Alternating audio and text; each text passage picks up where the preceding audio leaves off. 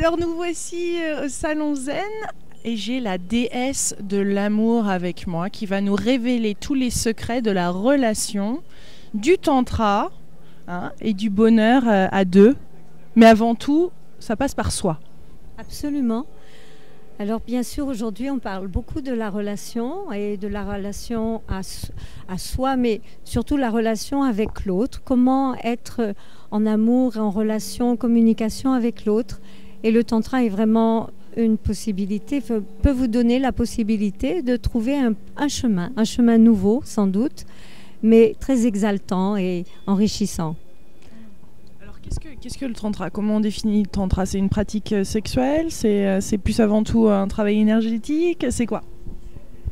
C'est beaucoup de choses. Alors, on parle souvent du tantra comme quelque chose de sexuel. En réalité, c'est une toute petite partie du tantra. C'est avant tout déjà de se mettre en ordre avec soi sur le plan énergétique, mental, physique et spirituel. Et l'intérêt, c'est de pouvoir amener la spiritualité dans sa vie d'une manière très très simple et naturelle, parce que aujourd'hui on est un petit peu fatigué des religions, de toute notre éducation qui a été assez restrictive finalement par justement toute la culture judéo-chrétienne, et qu'aujourd'hui on n'y croit plus du tout. Alors quoi faire? Et le tantra est avant tout quelque chose qui nous remet en contact avec notre humanité. Donc ce que vous expliquez, c'est qu'il faut d'abord être en contact avec soi-même et d'abord se reconnecter, parce que ça démarre par soi. Avant de pouvoir donner à l'autre et d'être en véritable communication et synergie, ça démarre. Alors comment on fait pourquoi c'est si essentiel en fait de se reconnecter à soi-même, et comment on peut faire?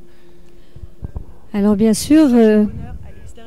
Voilà, c'est ce que j'allais dire, c'est qu'on est toujours en train de chercher la solution hors de soi. Or, la solution, elle est avant tout à l'intérieur, en soi, et que nous avons des potentiels absolument incroyables, et que dans notre société aujourd'hui, on n'est pas du tout conscient de cette capacité. Donc, c'est tout simplement de revenir à notre richesse intérieure, à nos dons. Et que vous allez me dire, mais comment je fais? Eh bien, tout simplement, il faut faire confiance au corps. Donc, dans le tantra, on travaille, c'est entre guillemets, en tout cas, on met en mouvement son corps par différentes choses, par des structures, des exercices dans lesquels on va travailler avec le souffle, le son, le mouvement, la danse, l'expression aussi de la parole juste, la parole qui vient de soi vraiment, de dire sa vérité, entre autres. Et puis aussi, surtout, de savoir écouter l'autre. Simplement de pouvoir l'accueillir comme il est, sans jugement. Alors là, c'est plus difficile parce qu'on est très habitué à faire des cases. Ça, c'est bien, ça, c'est pas bien, ça, c'est j'aime, ça, je n'aime pas. Or, le tantra dit, on accepte le tout, on fait avec ce qui est. Et accepter le tout ne veut pas dire que j'adhère au tout. Mais dans la situation, comment je peux transformer cette situation d'une manière positive, parce qu'avant toute chose, le tantra est quand même un enseignement qui nous met dans l'attitude positive de la vie. Est-ce que j'ai envie d'être positive, de me lever le matin en me disant « Waouh, quelle belle journée !» Même s'il pleut, après tout, je peux faire plein de choses. Ou bien je dis « Ah là là, c'est fatigant !» et voilà, et on s'enterre un petit peu plus à chaque instant de cette manière, avec les pensées qui n'ont plus rien à voir avec notre vitalité. Comment on se coupe de notre vitalité? Donc il y a aussi les exercices pour raviver, pour réénergétiser, pour faire circuler l'énergie et redevenir vivant. Alors comment fait-on justement pour se lâcher prise? Parce qu'il y a quand même un lâcher prise. Comment fait-on pour se donner complètement à l'autre et vraiment vivre une connexion, je veux dire, pas seulement physique, mais une connexion spirituelle avec une ouverture de cœur et une énergie qui va au-delà, un lâcher-prise complet. Oui. Comment y arrive-t-on? Alors, lâcher-prise complet, ça fait toujours peur. Parce que qu'est-ce que c'est lâcher prise dans la pensée? C'est tout à coup, ah mon Dieu, qu'est-ce qu'il va m'arriver? Et le lâcher prise, c'est plutôt de retrouver justement la confiance en soi-même et de pouvoir s'abandonner. S'abandonner, on arrive à... Ça ne veut pas dire que si je m'abandonne, je deviens, excusez-moi le mot, mais une chic molle, hein, c'est pas ça. Dans le tantra, justement, on parle toujours des énergies yin-yang, c'est-à-dire du masculin et du féminin. Et c'est vraiment l'alchimie du masculin et du féminin. Donc déjà, j'apprends à refaire l'alchimie en moi de ce masculin, de ce féminin, pour être entière. Et à partir de là, je peux entrer en relation beaucoup plus facilement avec l'autre. Parce que sinon, j'ai tendance aussi à me perdre dans l'autre. Et puis, je ne sais plus où je suis, et donc je ne vais pas répondre, ou en tout cas être capable d'affirmer ma position ou mes choix, mes désirs en fonction de moi-même. Je vais le faire simplement en réponse aux autres, qu'est-ce qui est bien, qu'est-ce qui n'est pas bien.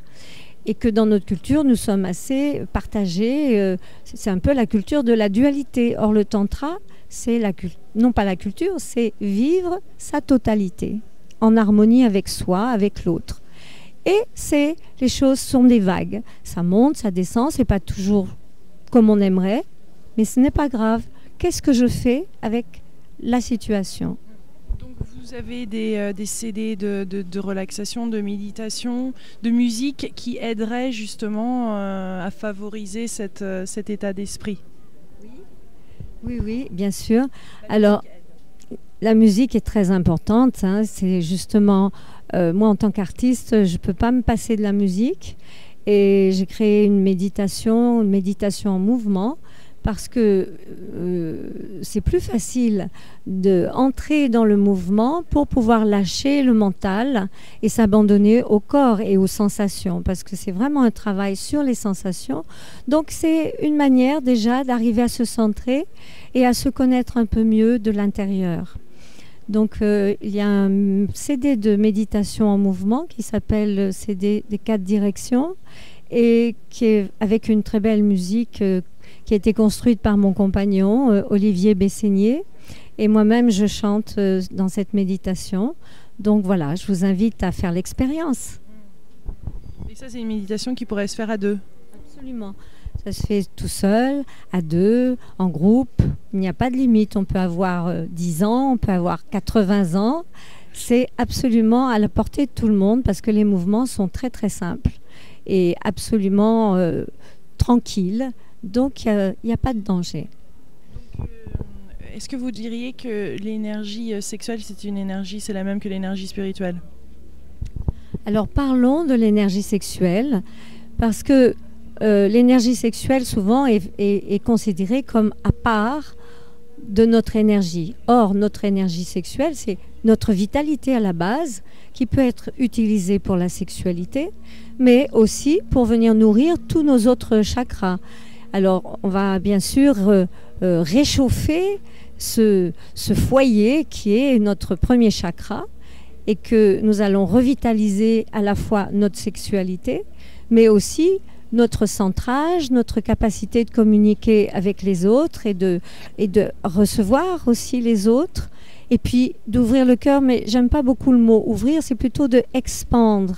S'expandre, c'est-à-dire faire de la place, pouvoir relâcher les choses qui nous contraignent, mais de le faire en toute conscience, parce que le tantra, c'est à la fois expansion de la conscience, transformation et évolution personnelle. Donc c'est très adapté aujourd'hui, de plus en plus. En tout cas, moi je le sens très très fort. Et quand on arrive à cette expansion, c'est-à-dire qu'après je peux parler peut-être aussi plus facilement avec les autres, communiquer de manière juste, vraie qui n'a pas... c'est pas une chose est vraie et l'autre est fausse, c'est simplement parce que ça vient vraiment de l'intérieur, de moi-même, et que j'ose dire. Et puis, je peux aussi avoir mon intuition qui se développe, et puis me relier à plus haut que moi-même, plus loin que moi-même, spiritualité, ou on va dire énergie cosmique, énergie divine, appelez-le Dieu, appelez-le comme vous voulez. Et en tout cas, si vous avez une religion, ça ne va pas venir vous tirer de votre religion, ça ne va que vous nourrir un peu plus. Et donc, dans le tantra, on fait le lien entre, c'est laisser descendre le spirituel, apprendre à incarner la spiritualité dans la matière. Donc, qu'est-ce que l'orgasme finalement? Eh oui. Alors l'orgasme, tout le monde court après l'orgasme. C'est bien normal, on comprend bien. Mais vraiment, ce qui était intéressant pour moi dans le tantra, c'est de pouvoir vivre la spiritualité dans l'acte d'amour. Et que ce n'est pas une fin en soi d'avoir un orgasme, mais c'est en tout cas le chemin pour pouvoir aller vers une relation extatique, c'est-à-dire pouvoir incarner cette union de l'homme et de la femme à un niveau spirituel en passant par le charnel. Et je vais contacter l'énergie extatique, on dit, mais ça on ne peut pas le décrire, hein. C'est tellement personnel et c'est le silence, c'est vraiment le silence absolu. Et puis petit à petit on l'intègre en soi-même et puis on peut se détacher de l'autre et revenir à soi. Donc chacun est nourri de cette expérience et c'est fabuleux. Donc ça donne une autre dimension à la relation d'amour. Est-ce que c'est possible d'atteindre donc cet orgasme sans rapport physique, c'est-à-dire purement par la méditation ou par Alors il y a des exercices tantriques par lesquels en tout cas on peut atteindre cet orgasme extatique sans pénétration, c'est-à-dire sans acte sexuel, parce que c'est purement énergétique.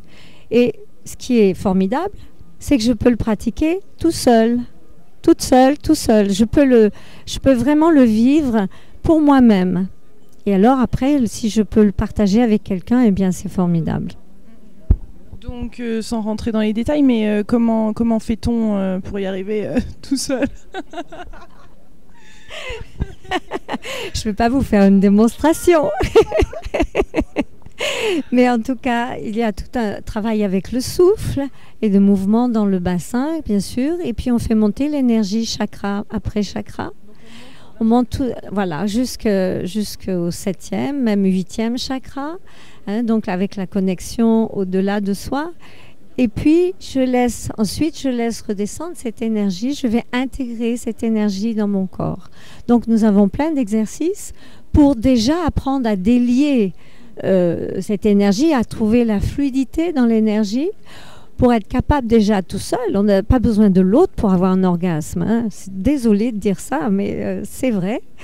Et que, au lieu que ce soit purement physique, eh bien, c'est aussi physique, mais énergétique. Ça peut être totalement que énergétique. Et je vous assure que c'est des vrais orgasmes. C'est pas semblant, c'est pas un orgasme dans la tête. Même si on pourrait parler aussi d'orgasme au niveau de l'énergie, enfin du 7e chakra. C'est sûr, parce qu'il y a une dimension, une ouverture qui se crée, qui est de l'ordre de l'orgasme aussi. Décrire rapidement le 7e et 8e chakra, le 8e chakra?